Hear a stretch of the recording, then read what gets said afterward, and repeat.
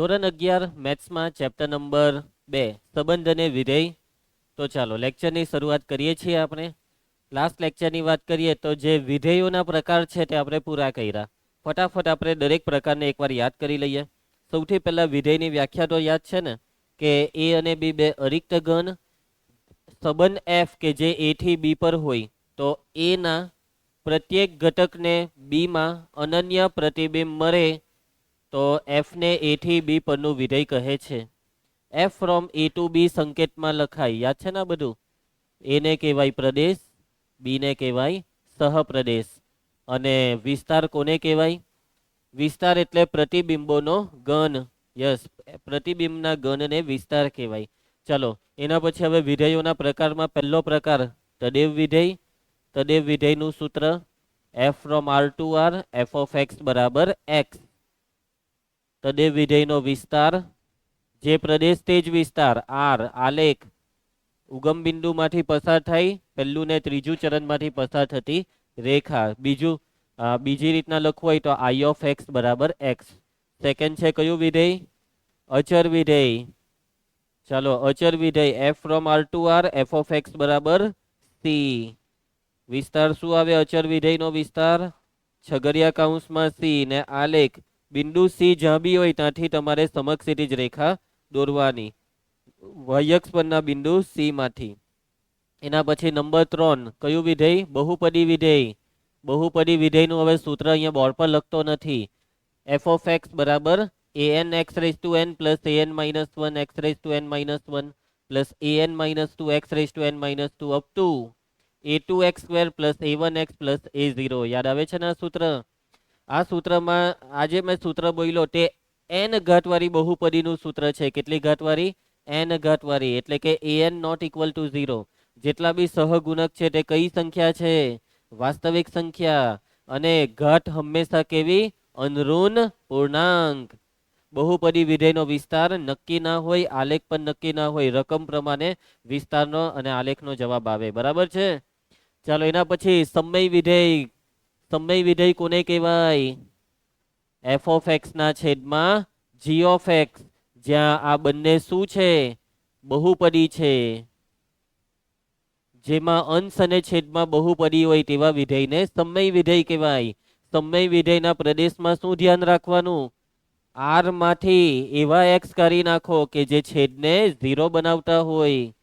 અને સમય વિધેયનો પણ વિસ્તાર રકમ પર આધાર રાખે. સમય વિધેયનો આલેખ પણ રકમ પર આધાર રાખે. બરાબર? ચાલો એના પછી નંબર 5 માનાંક વિધેય. માનાંક વિધેયનું સૂત્ર યાદ છે ને? F from R to R F of X બરાબર માનાંક એક્સ. માનાંકનું કામ છે ધન કરવાનું. ધન તો ધન જ રહી પણ ઋણ પણ ધન થઈ જાય. માનાંકના જવાબમાં હંમેશા ધન સંખ્યા જ આવે. અને ધનમાં તમામ વાસ્તવિક સંખ્યા. આ માનાંક કાં તો પ્લસ થી ખુલે કાં તો માઇનસ થી ખુલે. જ્યારે ચલ સાથે કામ કરો ત્યારે. કોની સાથે? ચલ સાથે. માનાંકની અંદર જો ચલ હોય તો માનાંક એક્સ બરાબર એક્સ ક્યારે? કે જ્યારે એક્સ એ 0 કે તેથી મોટો હોય. અને જો એક્સ એ 0 થી નાનું હોય તો માનાંક માઇનસ થી ખુલે. માનાંક એક્સ બરાબર માઇનસ એક્સ. સમજ પડતી છે ને વાતમાં? એના પછી માનાંકનો વિસ્તાર શું હતો? માનાંકનો વિસ્તાર આર પ્લસ યોગ 0. અને અંતરાલમાં લખીએ તો ક્લોઝ 0 થી ઓપન ઇન્ફિનિટી. માનાંક વિધેય પછી કયું હતું? ચિહ્ન વિધેય. F from R to R F of X બરાબર 3 વસ્તુ આવે. જો એક્સ એ 0 કરતા મોટું હોય તો +1, એક્સ બરાબર 0 હોય તો 0, એક્સ લેસ ધેન 0 હોય તો -1. આ જ સૂત્રને બીજી રીતના લખવું હોય તો એક્સ નોટ ઇક્વલ ટુ 0 હોય તો -x ના માનાંક એક્સ ના છેદમાં એક્સ ને એક્સ ઇક્વલ ટુ 0 હોય તો 0. યાદ આવે છે આનો વિસ્તાર? આના વિસ્તારમાં 3 જ સંખ્યા છે, -1, 0 ને +1. બરાબર? ઓકે ચાલો એના પછી ચિહ્ન વિધેયનો વિસ્તાર મેં તમને કીધો તેમ છગડિયા કૌંસમાં -1, 0, +1. પછી કયું હતું છેલ્લું વિધેય હતું મહત્તમ પૂર્ણાંક વિધેય. એનું બીજું નામ શું હતું? Stealing function. અને બીજું હતું step function. GIF. Yes, GIF. ચાલો એફ ઓફ એક્સ બરાબર મહત્તમ પૂર્ણાંક ભાગ x. Integer part x, greatest integer part x, box x, આવી રીતના તમે કંઈ પણ બોલી શકો છો. ચોરસ કૌંસમાં એક્સ, આવું નહીં બોલતા. બોલવું હોય તો તમારી ઈચ્છા, બાકી બને ત્યાં સુધી નહીં બોલતા. ચાલો એના પછી આ કામ કેવી રીતના કરે તે યાદ છે ને? યસ, 4.5 હોય તો આનો જવાબ 4. પોઈન્ટ પછી જે હોય તેને કરી નાખો. બરાબર, માની લો કે આમાં 3 મૂકો તો 3. પૂર્ણાંક માટે પૂર્ણાંક બેઠું, -5 માટે બી -5, પણ માઇનસમાં પોઈન્ટ વાળી સંખ્યા આવે. માની લો કે -7.9, તો આનો જવાબ -8. 9 ને કરી નાખો અને 7 માં વધારો કરો 1 નો. 7 ને 1 8, પણ માઇનસમાં એટલે -8. સમજ પડી? યાદ આવે છે? વિસ્તાર, વિસ્તાર શું છે ભાઈ? વિસ્તાર છે પૂર્ણાંકોનો ગણ z. દરેક જવાબમાં તમને કોઈ પૂર્ણાંક જ દેખાશે. બરાબર, આલેખ યાદ છે ને? આલેખમાં પગથિયા બને. પગથિયામાં પહેલા ડાર્ક સર્કલ ને પછી હોલો સર્કલ. યાદ આવ્યું? માનાંકનો આલેખમાં વી આકાર. ચાલો ભાઈ, ચિહ્ન વિધેયના આલેખમાં ઉગમ બિંદુ આવે, પછી y અક્ષ પરનું બિંદુ 1 માંથી જમણી તરફ લીટી, y અક્ષ પરના બિંદુ -1 માંથી ડાબી તરફ લીટી. યાદ રાખજો આ તમામ વિધેયોને. તો હવે આપણે દાખલા ચાલુ કરીએ છીએ. ઉદાહરણ 10. કેમ શું થયું? અને અચાનક હું શોક લાગી રહ્યો છે તે હું કેમ? 1 થી 9 એટલે હા, 1 થી 9 ઉદાહરણ આપણા પતિ નથી ગયા એમ? ઓકે, ઉદાહરણ 8 પછી ઉદાહરણ 9 આવ્યું. અલા, આને આજે પીડલો છે, ડિસ્ટર્બ કરી દીધા. ચાલો, ઉદાહરણ 10. n એ પ્રાકૃતિક સંખ્યાઓનો ગણ છે અને તેની પર વ્યાખ્યાયિત કોઈ સંબંધ, ધ્રુવાંશ સંબંધની વાત છે. સંબંધ r એવો છે કે જેથી r બરાબર ઓર્ડર પેર એક્સ વાય, જ્યાં y બરાબર 2x, x, y belongs to n. n થી n પરનો સંબંધ. r નો પ્રદેશ, સપ્રદેશ અને વિસ્તાર શોધો.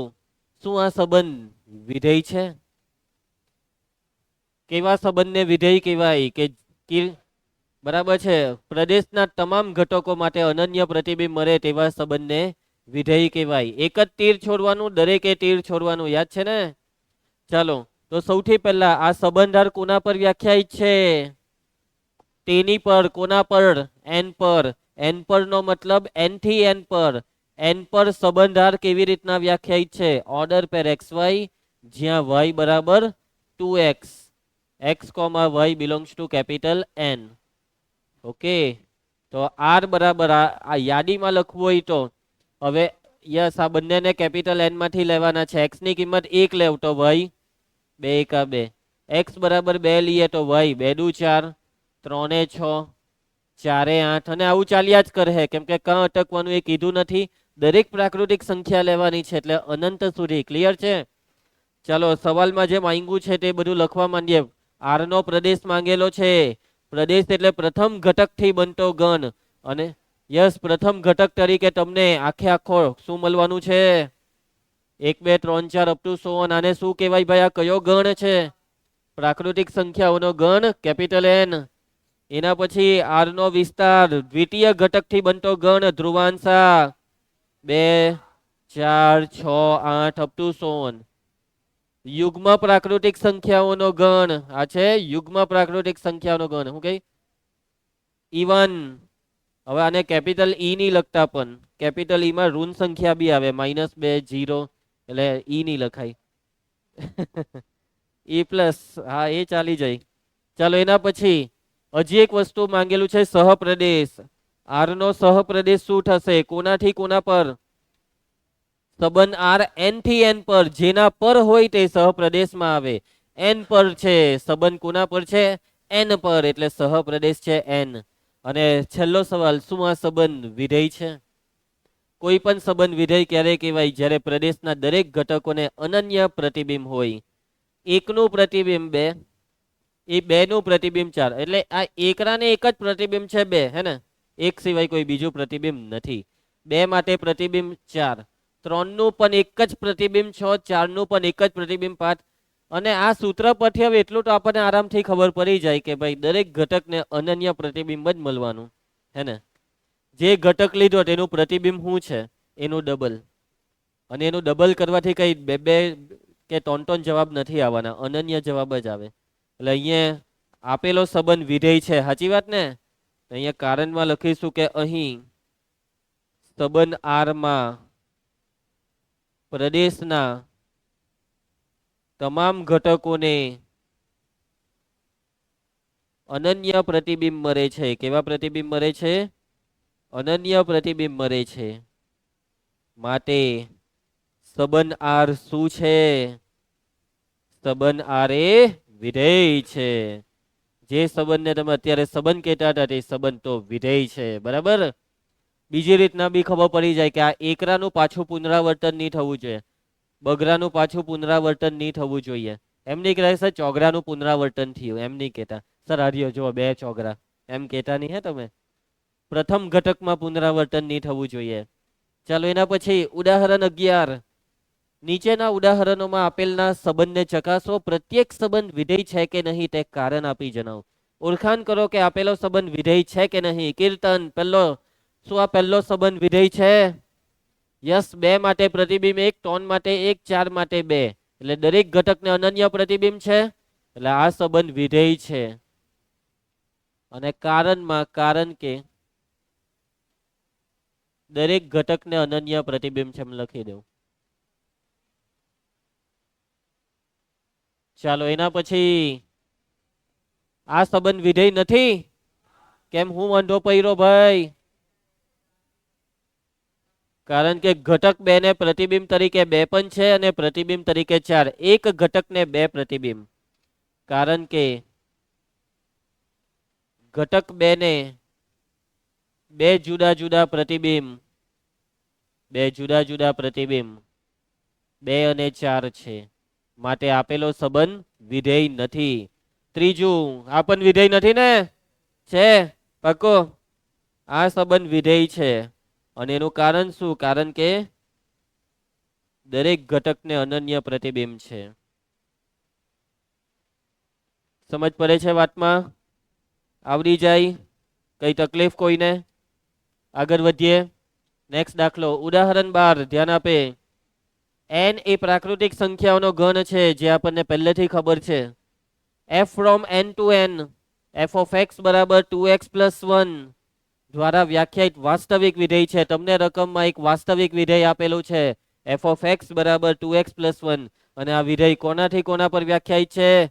n થી n પર, n to n.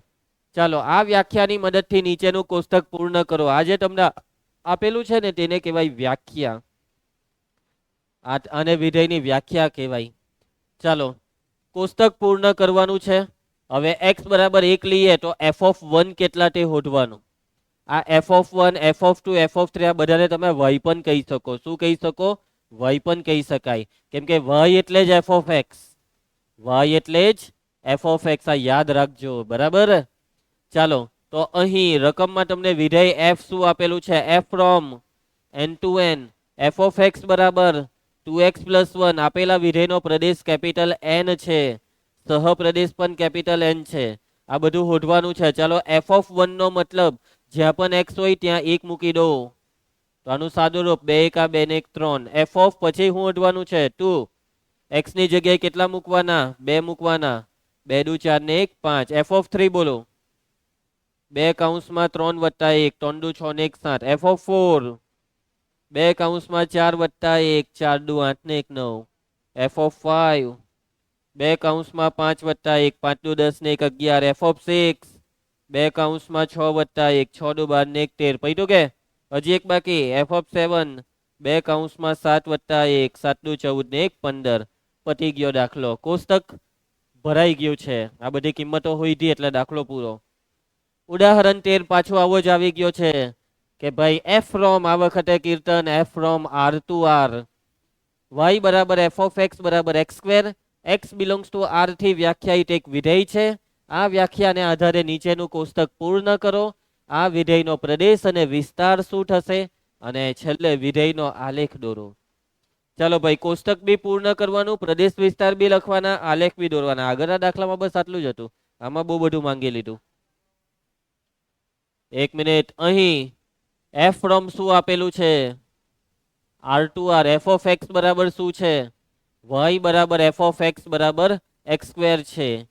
ચાલો હવે તું કોને માનાંકમાં લેવાની વાત કરે છે?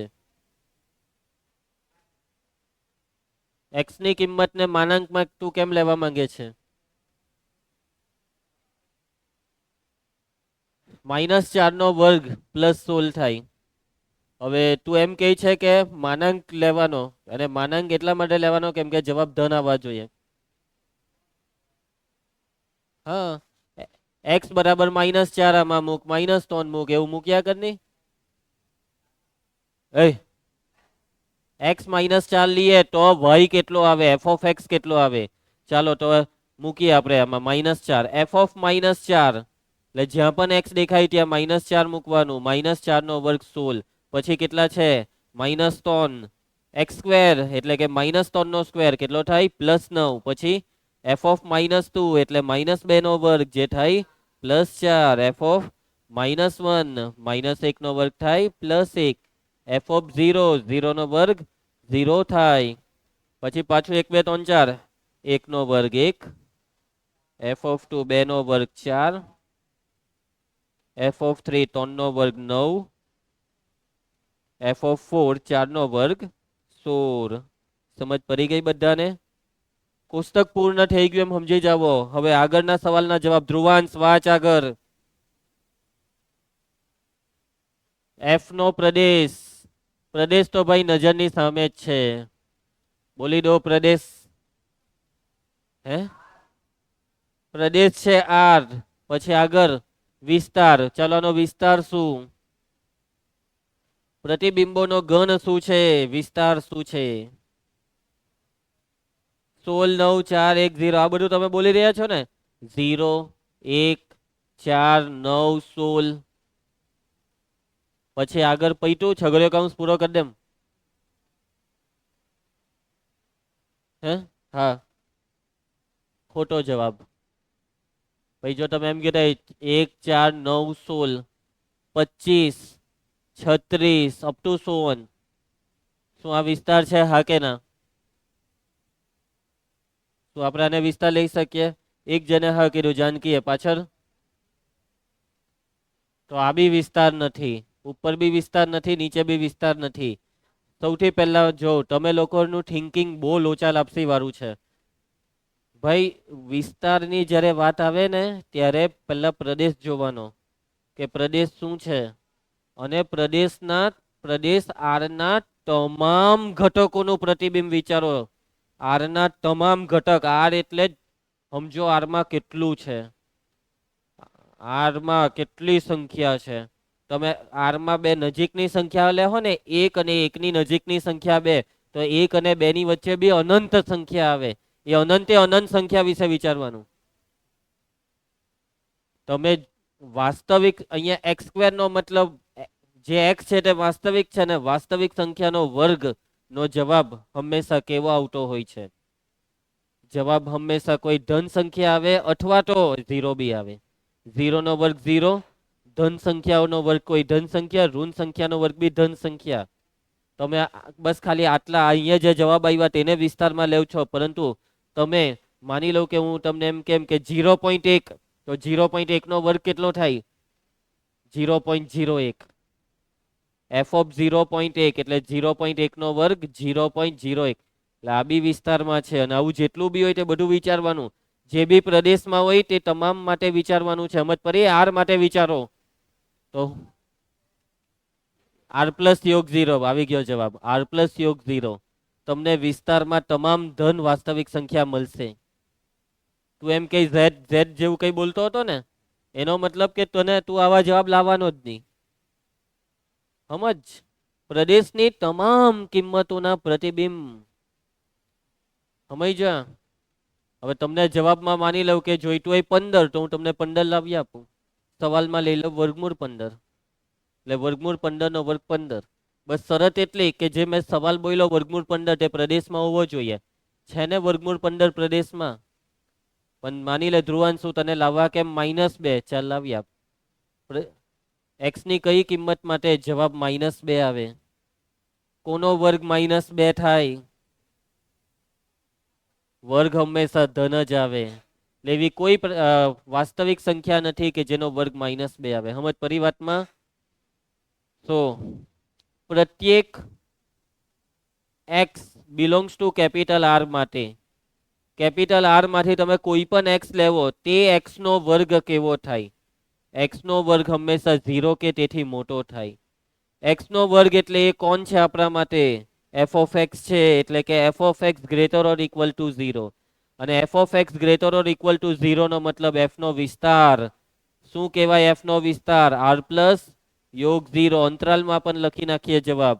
અંતરાલ ક્લોઝ 0 થી ઓપન ઇન્ફિનિટી. વાતમાં સમજ પડી?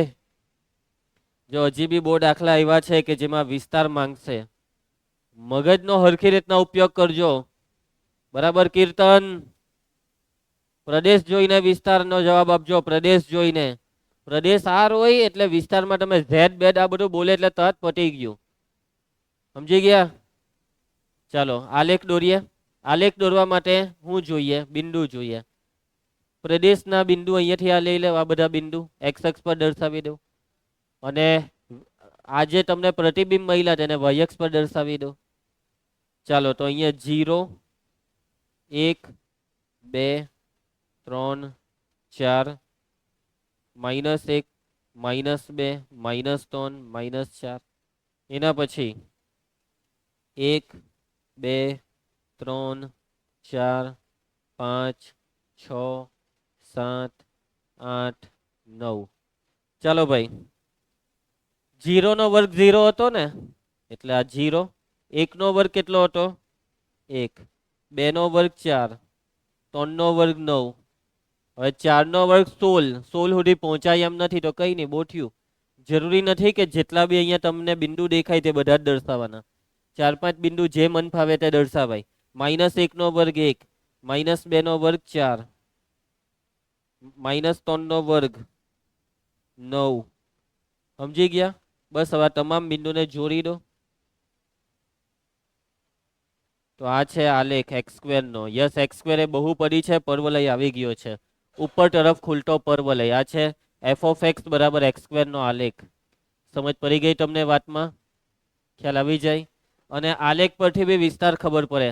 આલેખ નો જેટલો ભાગ y અક્ષ વડે રોકાય છે તે વિસ્તાર, અને આ જે ભાગ છે ને તે y અક્ષ નો આટલો ભાગ રોકી લીધો, નીચેનો ભાગ નથી. 0 અને 0 ની ઉપરનો ભાગ રોકાઈ ગયો આલેખ વડે, તો આ છે વિસ્તાર. 0 ને 0 કરતા મોટી તમામ વાસ્તવિક સંખ્યા. સમજ પડી? આલેખ પરથી બી વિસ્તાર આવી રીતના ખબર પડી જાય. ચાલો એના પછી next, f from r to r f of x બરાબર છે x³ x belongs to r થી વ્યાખ્યાયિત વિધેયનો આલેખ દોરો. ચાલો ભાઈ, વિધેય આપેલું છે f from, લખાવ ધ્રુવાંશ f from f of x બરાબર x³. ચાલો થોડી કિંમતો શોધી કાઢો કે જે આલેખમાં દર્શાવી શકાય. કિંમત શોધ્યા વગર બી આલેખ દોરાય, ડાયરેક્ટ દોરી નાખો ચાલે. જાતે જાતે જ મનમાં ઘન કરી દેવાના. અહીંયા 0 1 2 3 -1 -2 -3. ચાલો હવે જોજો 0 નો ઘન કેટલો થાય? 1 નો ઘન 1, 2 નો ઘન 8. 2 નો ઘન 8 માની લેવું કે અહીંયા છે. 2 નો ઘન 8. હા ચાલે. 3 નો ઘન 27. હવે આટલું 8 તો આટલું 16. અહીંયા 16 હશે, પછી 16 દુ 32, અહીંયા 32 હશે. તો આ 16 ને 32 ની વચ્ચે 27 આશરે લઈ લેવાનું. અહીંયા કશે આવશે 27. સમજ પડી વાતમાં? બાકી 32 સુધી તો જવાય જ નહીં. 32 સુધી જવા માટે સ્કેલ માપ નાનું કરવું પડે. અમે સ્કેલ માપ બહુ નાનું કર્યું. અહીંયા 4 આવશે, અહીંયા 2 આવશે ને અહીંયા 1. આટલું મસ્તું સ્કેલ માપ લીધું. સમજ પડી? એટલે આવી બુદ્ધિ દોરાવી પડે આલેખ દોરતી વખતે. એવી રીતના અહીંયા -8, એના પછી આ -16 ને એના પછી અહીંયા -32 ને અહીંયા કશે જેવું આશરે લઈ લેવાનું. બહુ ટેન્શન નહીં લેવાનું, જરા તારા ઉપર નીચે થાય તો. -1 નો ઘન -1, અહીંયા 1 નો ઘન 1 થાય ને, 1 અહીંયા કશે આવશે. -1 નો ઘન -1 અહીંયા કશે આવશે. -2 નો ઘન -8, -3 નો ઘન -27. ચાલો આ બધા ભૂરા બિંદુઓને જોડી દો. હું સ્ટેપ જોડવાના છે ભાઈ, બરાબર.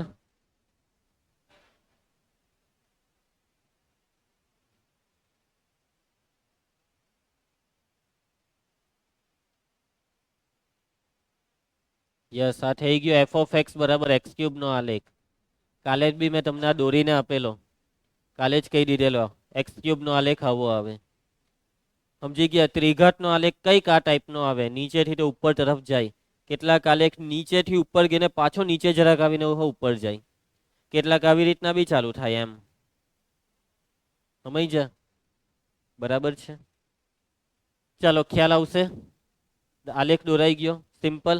આ આલેખ પરથી બી વિસ્તાર ખબર પડી જાય. કે ખરા આપેલા વિધેયનો વિસ્તાર, એક્સ ક્યુબ નો વિસ્તાર.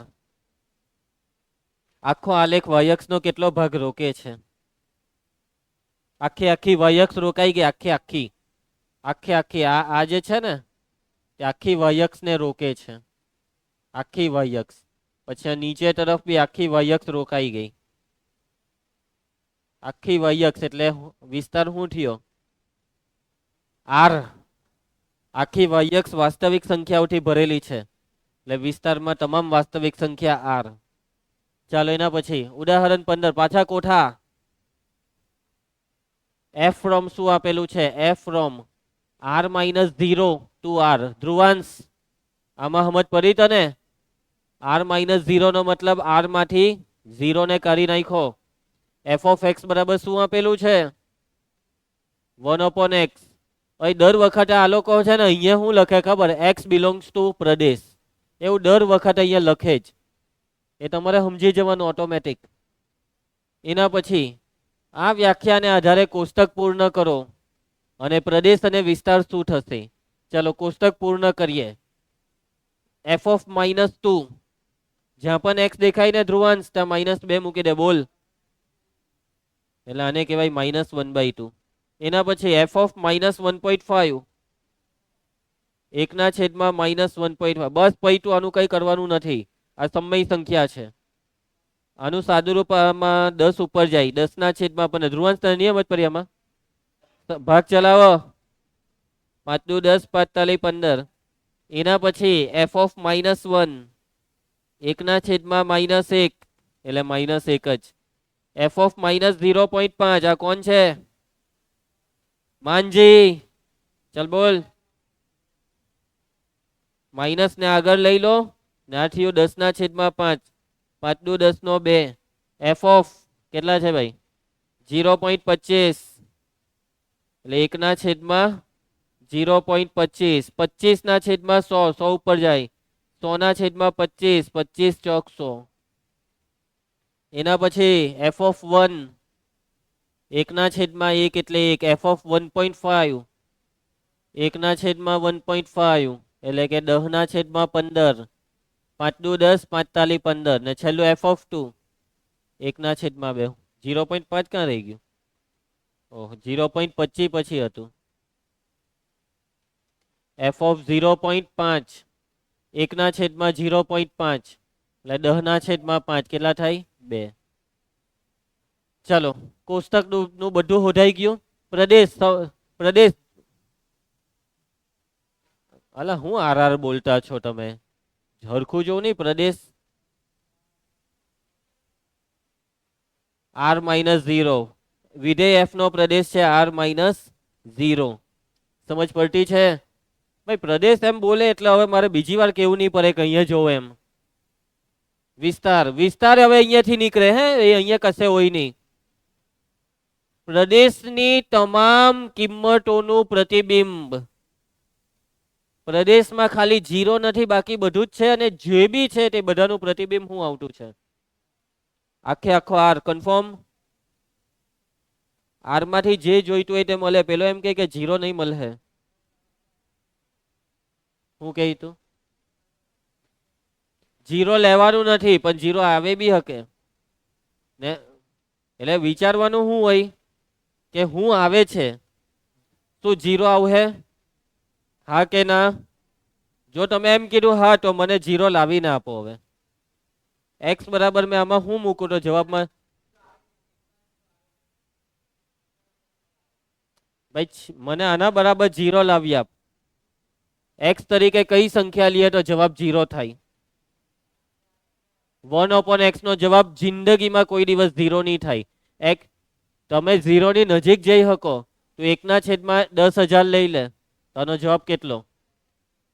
0 પોઈન્ટ કેટલા 3 0 પછી 1 એટલે તું 0 ની બહુ નજીક છે. હા, પણ તું 0 તો જિંદગીમાં જવાબ નહીં આવે. 1/10 ની 500 ઘાત લઈ લઉં તો આ થાય 10 ની -500 ઘાત. 10 ની -500 ઘાત નો મતલબ શું ખબર? 0 પોઈન્ટ પછી કેટલા મીંડા? ના ના, 499 મીંડા. કેટલા મીંડા? 499.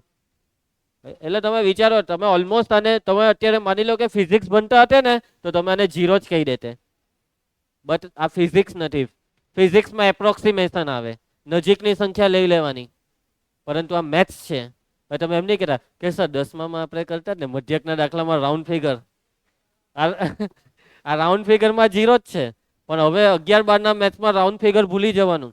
હવે કોઈ જગ્યાએ રાઉન્ડ ફિગર નહીં આવે. હવે આપણે એકદમ પ્યોર મેથ્સ ભણતા છે. હવે તો પાઈમાં હો રાઉન્ડ ફિગર નહીં ચાલે. પાઈ એટલે 3.14 મુકાઈ હો નહીં. પાઈ એટલે 22/7 હો નહીં મુકાય. ને મૂકે તો રકમમાં કઈ તો મૂકવાનું, બાકી જિંદગીમાં નહીં મુકાય. હવે ક્ષેત્રફળ ઘનફળ પતી ગયું, સમજી ગયા? રાઉન્ડ ફિગર માં ચાલે જ નહીં. એટલે કે જવાબમાં કીર્તન વી કાન્ટ ગેટ 0, આપણને 0 નહીં મળે. હવે તમે લોકોએ પહેલા વચ્ચે હા પાડી લે, હા સર 0 આવશે, પણ હવે ના ને. હવે આર માંથી 0 નહીં આવશે, બાકી બધું જ આવશે કન્ફર્મ. જવાબમાં 25 લાવી આપો.